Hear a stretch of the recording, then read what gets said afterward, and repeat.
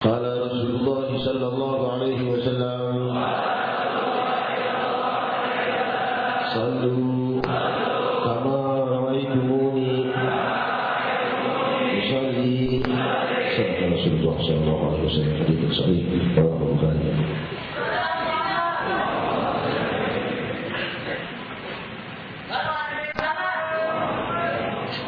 Assalamualaikum warahmatullahi wabarakatuh. حمدا لرب خصنا بمحمد وأنقذنا من ظلمة الجهل والدياجين. الحمد لله الذي هدانا بعبده المختار من دعانا إليه بالإذن وقد نادانا لبيك يا من دلنا وحدانا. صلى الله وسلم وبارك عليه وعلى آله. الحمد لله الذي جمعنا بهذا المجمع الكريم، والحمد لله الذي جمعنا بهذه المناسبة وبهذه الجلسة الطيبة الطاهرة وبهذا الشهر العظيم وبهذه الليالي العظيم وبهذه الجلسة المباركة limpahan puji kehadirat Allah Subhanahu wa Ta'ala yang Maha Tunggal mengatur segala kejadian sepanjang waktu dan zaman, Maha mengatur jumlah nafas hamba-hambanya, diberi izin untuk izin tinggal hidup di atas buminya di dalam jasad yang miliknya, yang dicipta untuknya, diberikan kepada ruh, kepada hamba-hambanya ini alat-alat multi sempurna untuk melewati kehidupan yang sementara dan fana menuju kehidupan yang kekal dan abadi.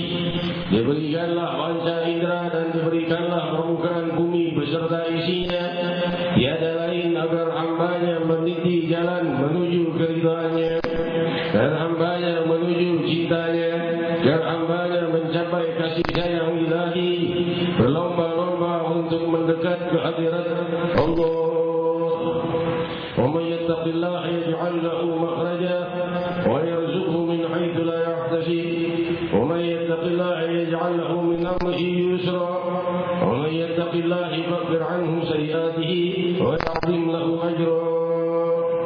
Allah Subhanahu wa Ta'ala berfirman, barang siapa yang bertakwa kepada Allah, Allah bukakan baginya limpahan rezeki dan penyelesaian dari apa-apa yang menyulitkannya. Yaj'al lahu makhraja wa yarzuqhu min haitsu la yahtasib, dan dia diberikan suatu hal yang menggembirakan dan mengagetkan berupa kegembiraan dari Allah bagi hamba-hamba yang bertakwa.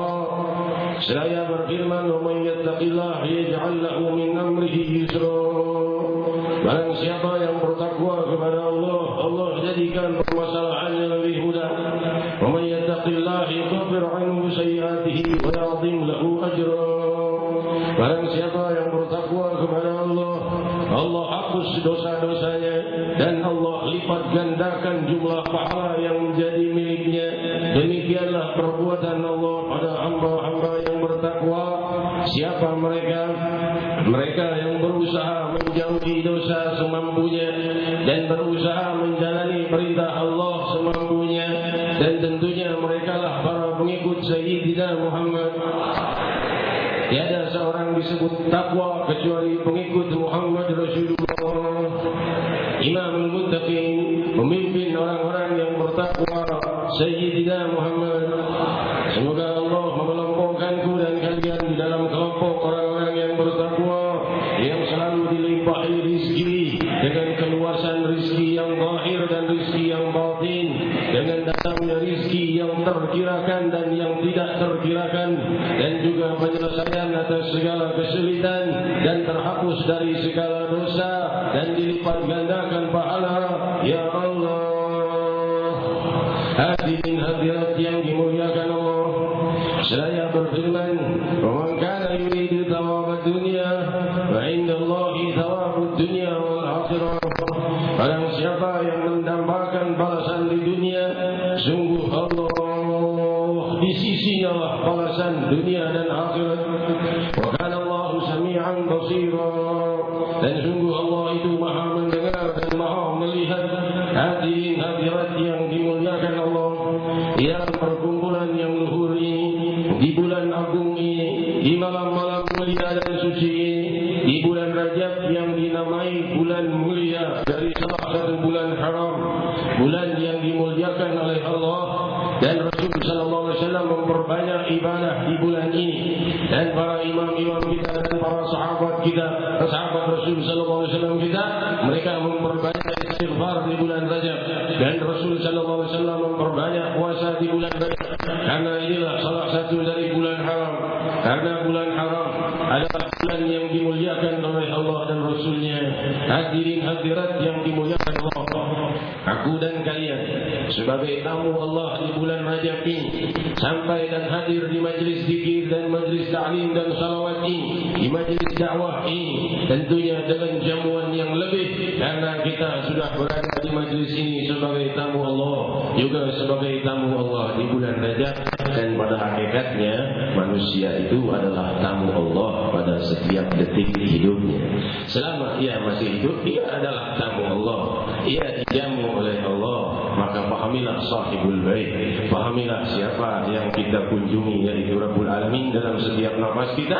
Karena setiap nafas kita hakikatnya kita tamu ilahi di buminya, karena kita berada di bumi yang milik Allah. Kita hidup dengan jasad yang kita tidak membeli dan tidak menciptanya, tapi dari Allah. Maka kita adalah tamu, dan tamu termuliakan bagi yang memahami. Hadirin hadirat yang dimuliakan Allah, kalau kita tahu siapa yang sedang kita kunjungi dalam kehidupan ini, yaitu Rabbul Alamin subhanahu wa ta'ala yang kita kunjungi dalam setiap nafas kita, maka kita akan memahami bagaimana adab kesopanan kita berada di hadapan tuan rumah Maharaja alam semesta ini. Hadirin hadirat yang dimuliakan Allah, tentunya kalau kita paham bahwa kita ini berada di suatu istana kemegahan Rabbul Alamin di dalam kerajaan Allah subhanahu wa ta'ala, hendaknya kita membenahi sikap kita dengan sang pemilik jasad kita, dan sang pemilik bumi kita, dan sang pemilik kehidupan kita, dan sang pemilik dunia dan akhirat kita. Dan betapa beruntungnya jiwa yang selalu berpadu pemikirannya dengan rahasia keluhuran ilahi. Hadirin hadirat yang dimuliakan Allah, Allah telah berfirman, "Man kana yuridu thawab dunya fa indallahi thawabud dunya wal akhirah."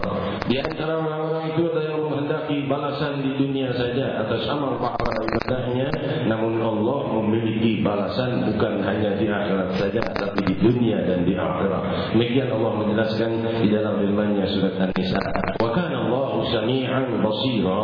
Dan Allah Subhanahu wa taala itu Maha mendengar dan Maha melihat. Pahamlah kita, jangan minta akhirat saja, jangan minta dunia saja, minta dunia dan akhirat, karena Allah telah mengatakannya bahwa balasan dunia dan akhirat milikku. Fa innallahi thawabud dunya wal akhirah wa kana Allah sami'an basira. Allah Maha mendengar, Maha melihat. Maha mendengar dengan pendengaran yang bukan dengan telinga seperti makhluk. Makhluk hanya mendengar suara, tapi Allah mendengar getaran perasaan. Allah melihat getaran lintasan pemikiran. Hadirin hadirat yang dimuliakan Allah, dan setiap waktu dan saat Allah selalu mendengar dan melihat. Hadirin hadirat yang dimuliakan Allah, namun tabir kegelapan dosa di dalam diri kita sering menutup diri kita seakan-akan jauh dari Allah. Seperti orang yang berada di dekat temannya, namun ia menutup matanya, maka ia tak melihat temannya, padahal temannya sudah di hadapannya. Dan Allah aqrab ilaikum min hablil warid.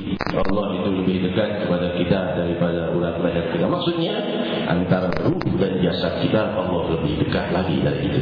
Allah lebih mampu kedekatan jasad dengan ruh, karena Allah yang Maha mampu memisahkan ruh dengan jasad.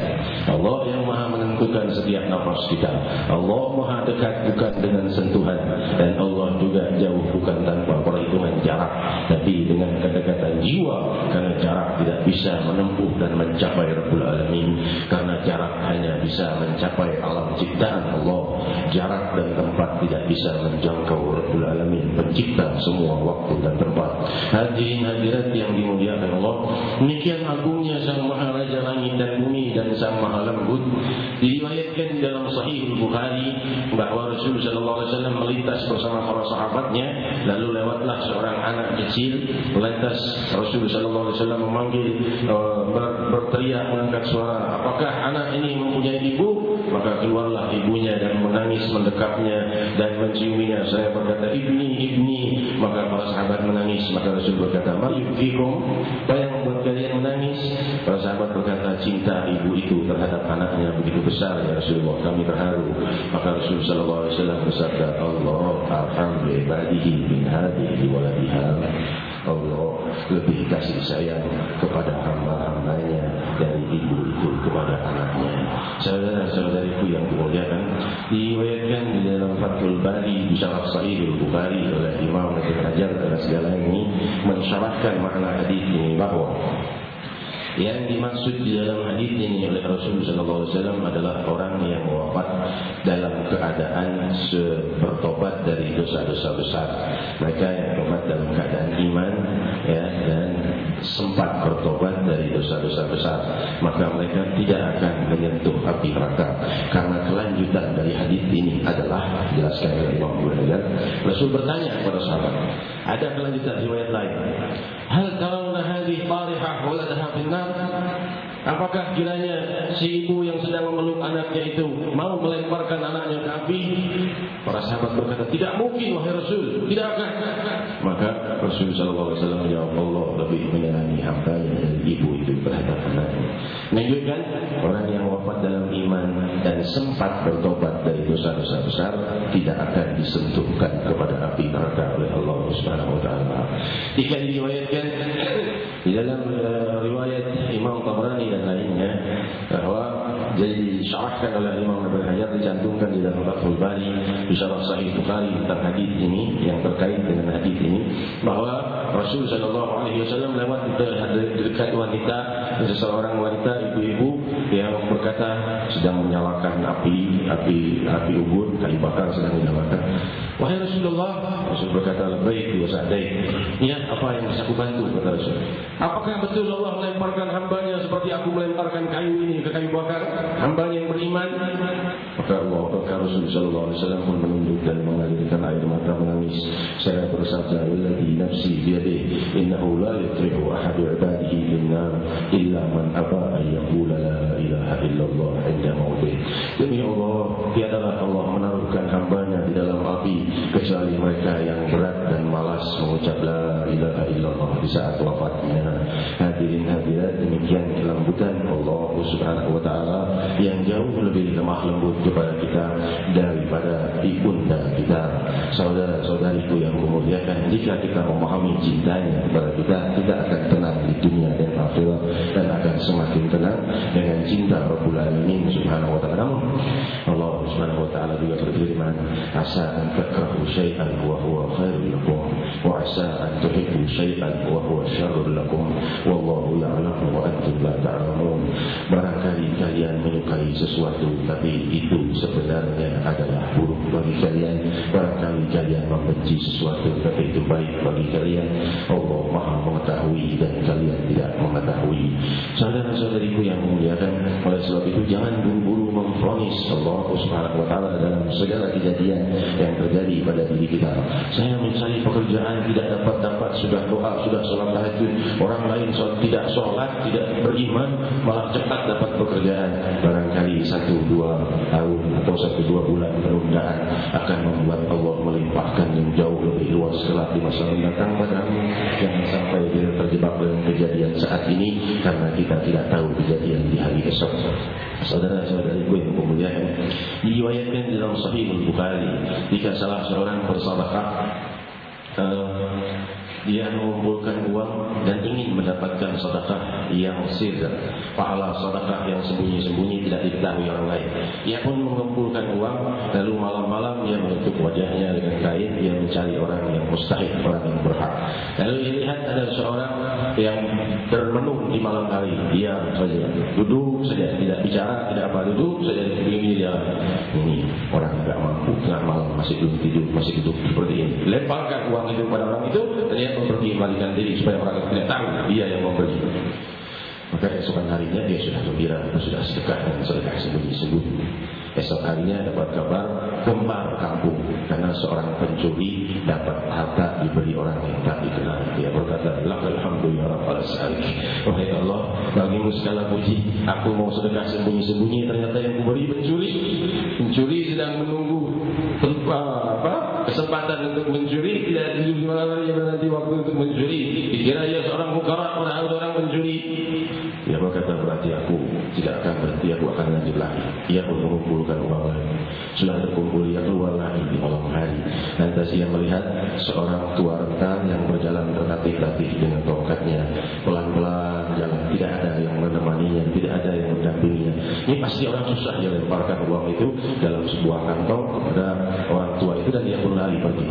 Keesokan harinya gempar, orang terkaya di kampung itu yang paling fikir dapat sedekah sembunyi-sembunyi semalam. Maka dia berkata, alhamdulillah rabbil alamin. Wahai Allah, bagimu segala puji, aku jadi memberi orang yang paling kaya, yang paling fikir. Tidak berguna sedekahku. Yang pertama diberikan kepada pencuri, yang kedua ternyata salah beri juga, diberikan kepada orang kaya yang paling fikir. Lantas dia tidak kapok, tapi ketiga kalinya dia berbuat, dia mencari wanita saja. Dia lihat, ini wanita sedang duduk, maka diberikan padanya harta itu. Dan keesokan harinya gempar lagi kampung itu. Seorang pelacur mendapatkan sedekah yang sembunyi-sembunyi, berdaya orang cukup 3 kali. Laka alhamdulillah ala sariq wa ala al-bakhil wa ala al-fajr. Wahai Allah, sudah cukup ini. Pencuri yang kuberi, yang kedua orang kaya paling fikir, yang ketiga pelacur. Sudah, aku tidak mau bersedekah lagi. Maka Allah Subhanahu wa taala tunjukkan beberapa tahun kemudian bahwa Allah Subhanahu wa taala membukakan kemuliaan dari uang halal yang dia berikan itu jauh lebih daripada maksud yang dia kehendaki. Dia inginkan beri kepada orang fuqara, tapi Allah sampaikan uangnya kepada pencuri.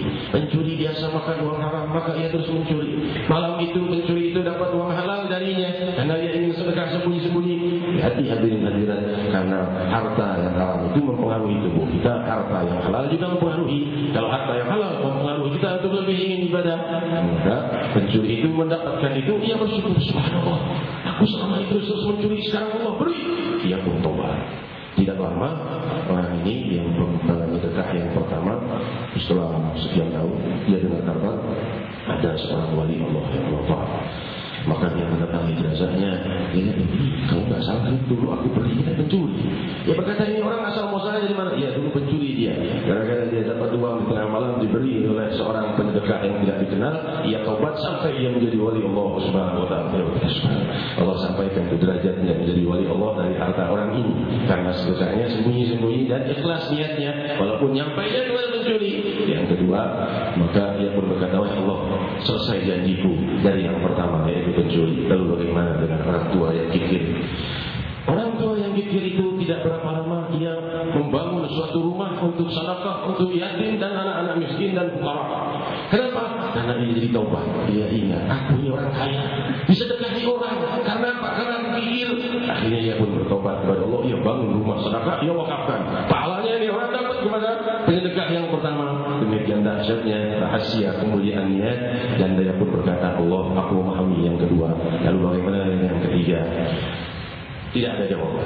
Sudah hampir 30 tahun lalu dia mendengar 2 orang ulama adik kakak, dua-duanya ulama saleh, dua-duanya pemuda. Maka dia berkata, aku ingin kenal dengan 2 orang muda ini. Sulit, ya ulama banyak muridnya diikuti orang, menjumpa sulit. Hebat sekali ini adik kakak ini. Dua-duanya ulama, dua-duanya saleh, dua-duanya berhasil dan sukses. Maka dia tanya, ini asal muasalnya anak-anak ini, ulama ini dari mana 2 pemuda ini? Ini dulu ibunya pelacur, tapi gara-gara diberi sedekah oleh seorang yang sedekah sembunyi-sembunyi, tobat, lantas kemudian dia pakai uang itu untuk menyekolahkan 2 anaknya yang menjadi ulama sampai menjadi ulama besar. Ya, dia maka orang yang sujud kepada Allah, Rabbi, kau tidak kecewakan hamba-hambamu. Demikian kasih sayang ilahi Subhanahu wa taala. Ribuan orang yang tobat dari 2 anak itu mendapatkan pahalanya kepada si pemberi yang pertama. Walaupun awalnya terlihat buruk, namun di akhir Allah buat demikian indah. Hadirin hadirat, kita kembali kepada hadis Nabi kita Muhammad sallallahu alaihi wasallam yang tadi kita baca, sallu kama ra'aitumuni usalli. Salatlah kalian sebagaimana kalian lihat aku salat. Apa makna dari hadis ini?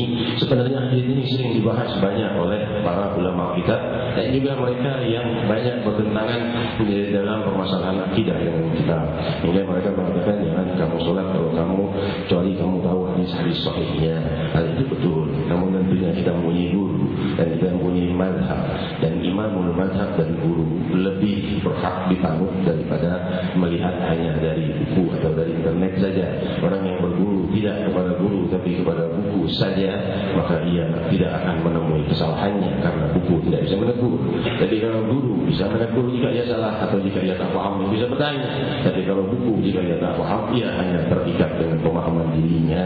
Maka oleh sebab itu tidak boleh baca dari buku. Tentunya boleh baca buku apa saja boleh, namun kita harus mempunyai satu guru yang bisa tanya jika kita mendapatkan masalah. Ini di Jakarta banyak, kalau Jakarta ustaz dan guru dalam tajwid, tauhid, fikih, syariat, salaf dan lainnya. Jakarta penuh alhamdulillah dengan ulama. Namun saudara-saudari kita yang di luar negeri, di luar kota yang belum menyaksikan acara ini di streaming website secara langsung melalui www.majelisrasulullah.org, barangkali sebagian di antaranya yang sulit menemui guru, maka carilah guru walaupun di luar kota wilayahmu. Kalau tidak jumpai sebulan sekali, 2 minggu sekali, 3 bulan sekali, ada masalah-masalah, tanyakan yang kau baca dari buku-buku yang kau tidak ngerti, tanyakan. Kalau tidak jumpa, maka lewat telepon, lewat SMS, lewat email, gunakan itu semua untuk perantara agar kita tidak putus hubungan kita dengan Allah Subhanahu wa taala. Karena hadis ini Rasul sallallahu alaihi wasallam mengatakan, "Sallu kama aitumuni usalli." Salat sebagaimana kalian lihat aku salat, bukan salat seperti salatku. Kalau salat seperti salatku, tidak ada satupun yang mampu.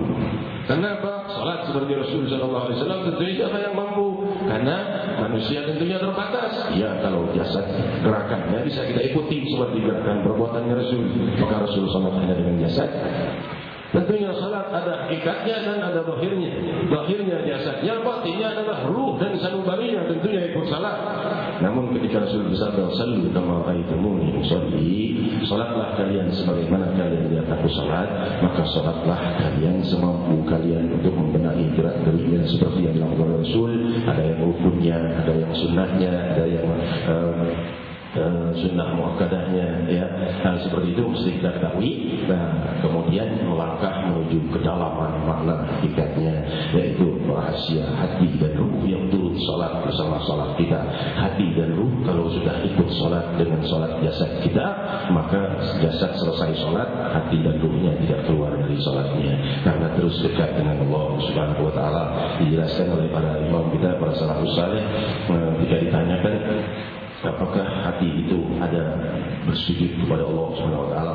Apakah hati itu bersujud kepada Allah? Maksudnya bisa hati itu tunduk 100% kepada Allah? Maka berjawablah gurunya, hati itu jika sudah sujud tidak akan pernah lagi mengangkat berdiri dari sujudnya.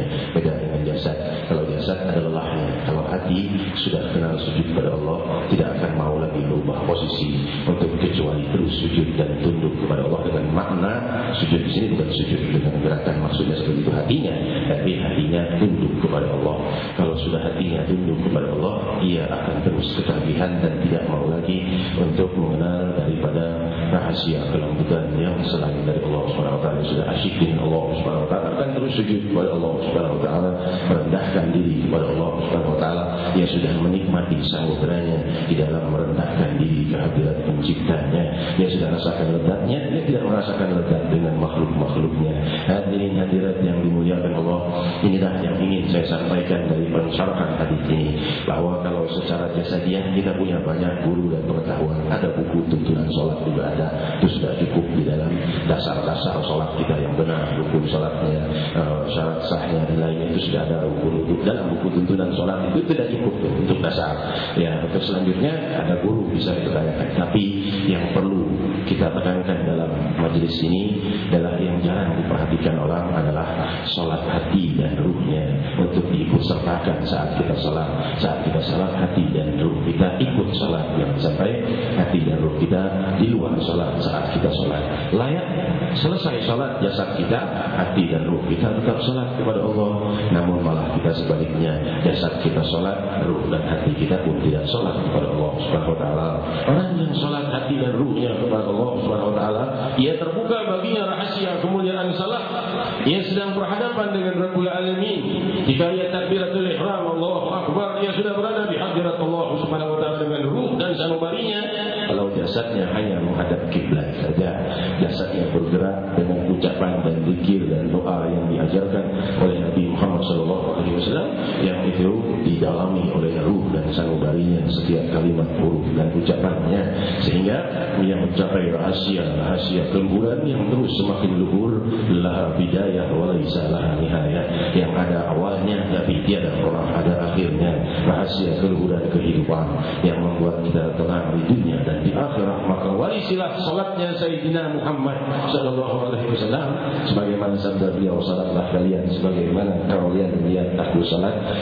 Kita mempunyai sanad dari hadis ini, sanad yang bersambung kepada Sayyidina Ali bin Abi Thalib radhiyallahu anhu, pria pertama, pemuda pertama yang melihat salatnya Rasulullah sallallahu alaihi wasallam saat Rasulullah mulai melakukan salat sebelum beliau hijrah. Rasul melakukan salat yang pertama kali melihatnya Sayyidatina Khadijah radhiyallahu anha, istrinya Rasulullah sallallahu alaihi wasallam. Ini Rasul berbuat seperti ini aneh, bergerak seperti ini. Ada apa nih suamiku berbuat seperti ini? Yang kedua yang melihatnya Sayyidina Ali bin Abi Thalib radhiyallahu taala, dan kemudian dilanjutkan para kerabat dan masuklah Islam Sayyidina Khadijah dan masuk Sayyidina Ali dan Sayyidina Abu Bakar Siddiq radhiyallahu anhu.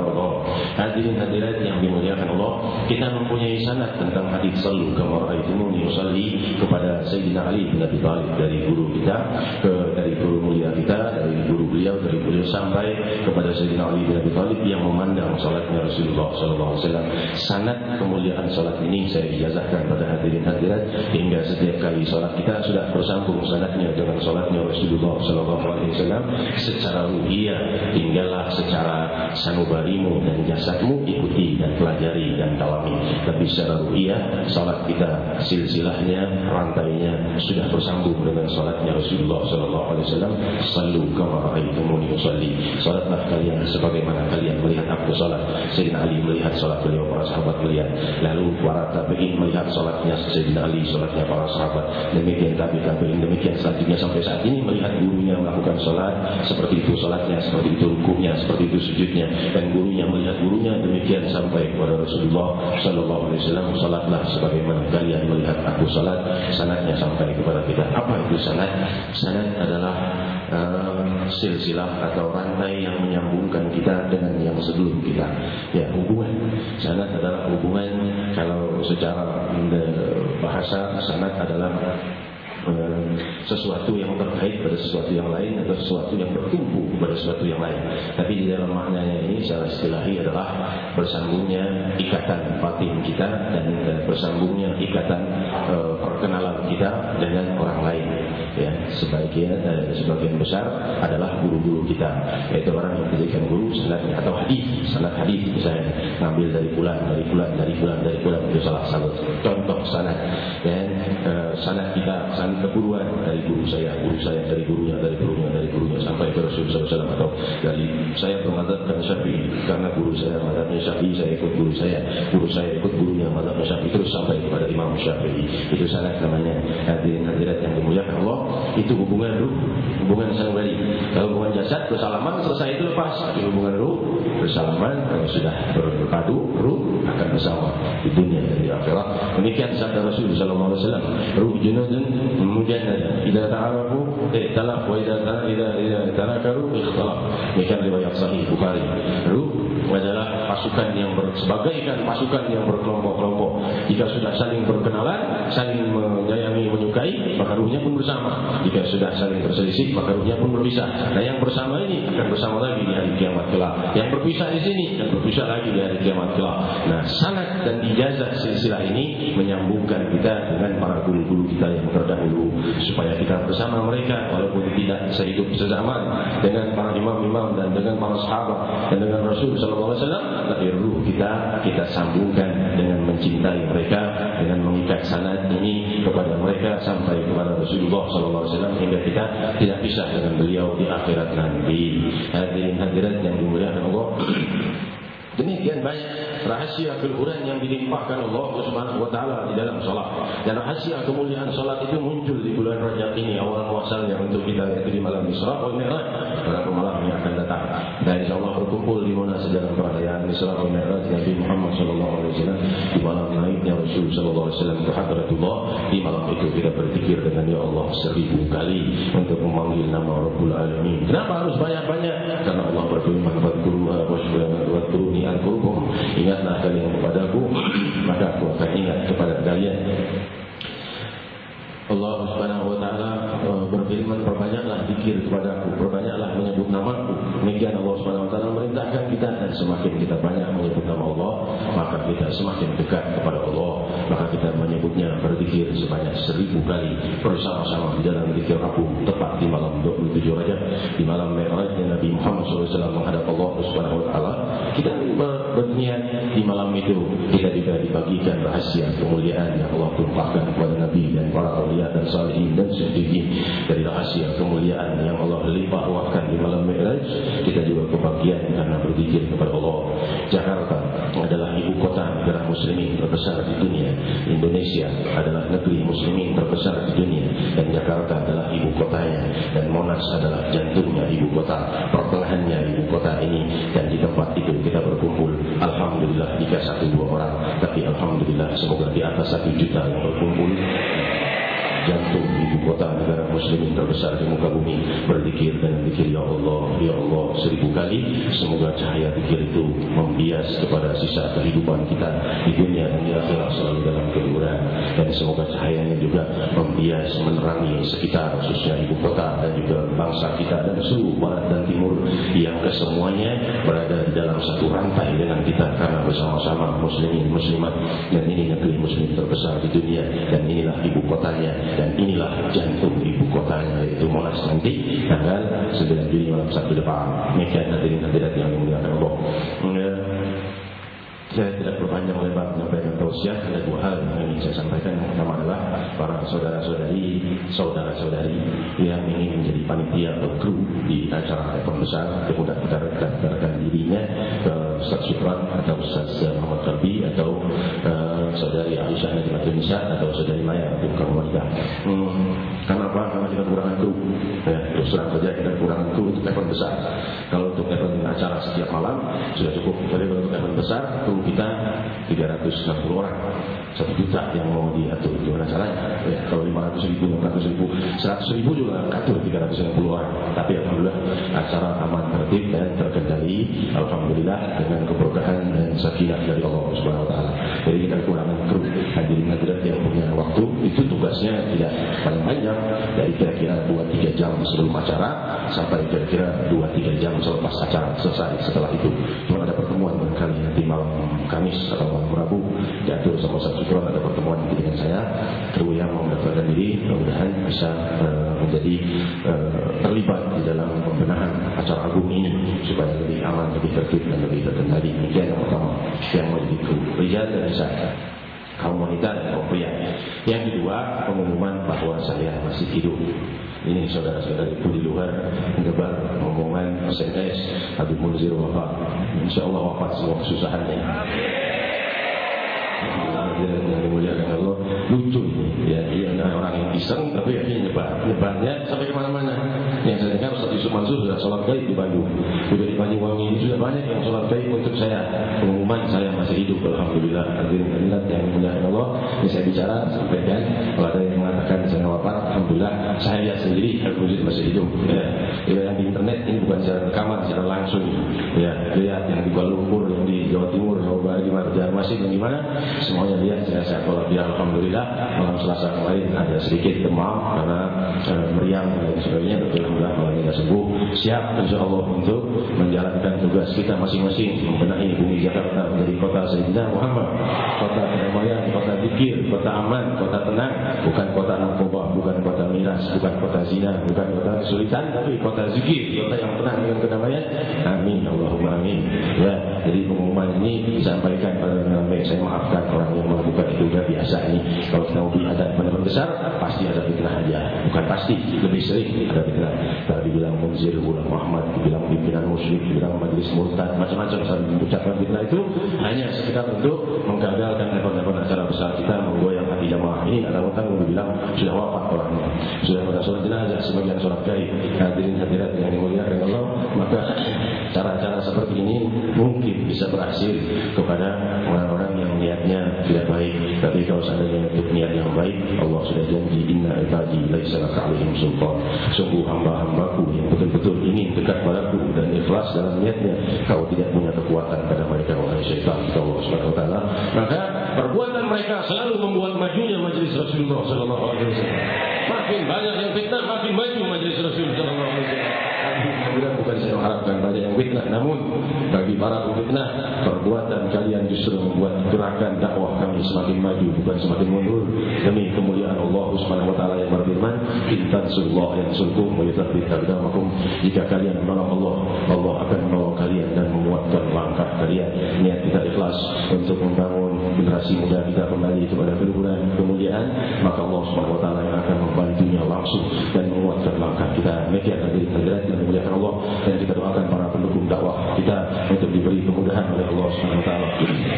Bapak Joni di sini semua diberi keberkahan oleh Allah dan rahmat para baik kami semuanya, dan juga Bapak Komisaris Besar Purwono. Beliau ini di Baris Krim Mabes Polri di korupsi. Jadi banyak musuhnya, banyak yang tidak suka. Semoga Allah singkirkan segala kesulitan, yang sudah jujur, banyak musuhnya, banyak yang tidak suka, banyak yang fitnah dan lain sebagainya. Allah cabut seluruh kesulitannya, maka kita dengan kemudahan. Amin, Allahumma amin. Agar bisa terus tenang, konsentrasi dalam tugasnya dan dalam perjuangannya bersama kita mensukseskan gerakan dakwah kedamaian ini. Demikian hadirin yang saya sampaikan. Salam untuk semua saudara-saudara ibu. Ini serius nih masalah, karena sudah masuk lebih dari 2000 SMS ke kontak person yang menelpon dan menanyakan, ada yang udah nangis tentang kemangkatan saya katanya. Ya, dan udah selesai. Nanti saya mau kumpul satu sembarangan sholat baik kali enggak kalian telepon apa sembarangan sholat baik di Bandung dadanya satu sunyi. Sekarang sering SMS dengan saya, tapi barangkali saya ganti nomor juga tidak tahu nomor saya baru. Dasar baik bisa ambil jelas atau seperti itu suka. Di Banyuwangi dasar baik kan lucu. Ya, jadi nanti kalau saya mau hormat saya kabari dulu supaya ada. Selepas ini kita baca doa presiden untuk mengingat perjuangan dakwah Nabi kita Muhammad sallallahu alaihi wasallam. Dan setelah itu baru doa penutup dan kalimat talqin. Demikian hadirin dari Allah, sampaikan kepada teman-temanmu, tenang aja, semoga kita semua panjang umur, semua dilimpahi keberkahan, dilimpahi kedamaian, dilimpahi kemakmuran. Semakin hari semakin indah, hidup kita indah, wafat kita indah, bangkit kita di yaumul qiyamah kita indah. Kita berpikir memanggil nama Allah Subhanahu wa taala yang Maha Luhur, bermunajat demi kesuksesan seluruh hajat kita dunia dan akhirat, dan kesuksesan acara kita 9 Juli. Taqulu jami'an ya Allah, ya Allah, ya Allah, ya Allah, ya Allah, ya Allah, ya Allah. Ya Allah, Ya Allah, Ya Allah, Ya Allah,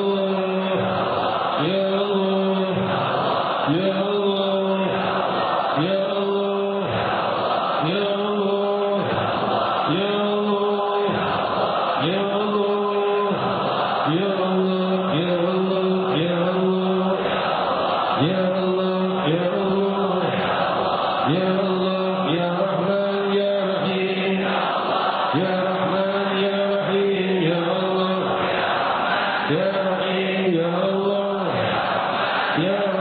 Ya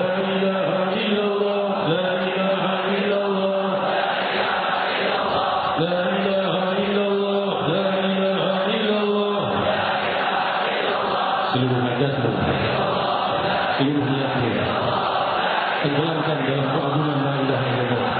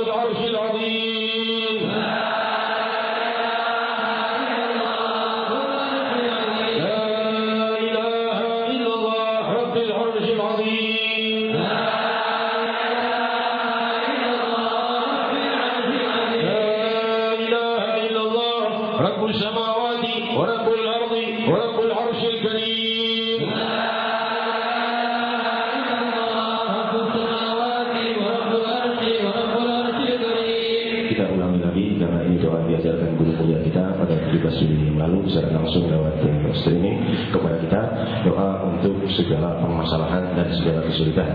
Hadirin, malam ini dilaporkan di atas 50.000 muslim muslimat yang hadir di acara ini memenuhi wilayah ini dari sebelah dan belakang dan sebagian jalan. Semua dalam keberkahan, bersama-sama kita ulang lagi doa ini untuk segala masalah kita dan juga masalah keluarga, sahabat dan seluruh masalah kita dan masalah muslimin muslimat dibantu oleh Allah untuk diselesaikan. La ilaha illallahul azimul halim.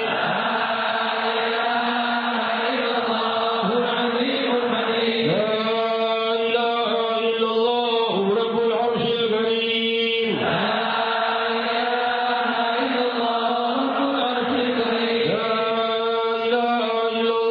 رب السماوات ورب الأرض ورب العرش العظيم.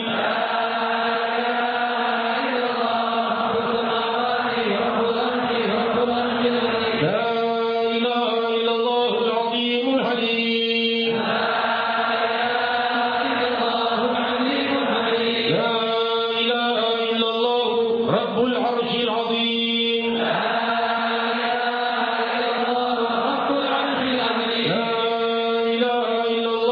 رب السماوات ورب الأرض ورب العرش الكريم.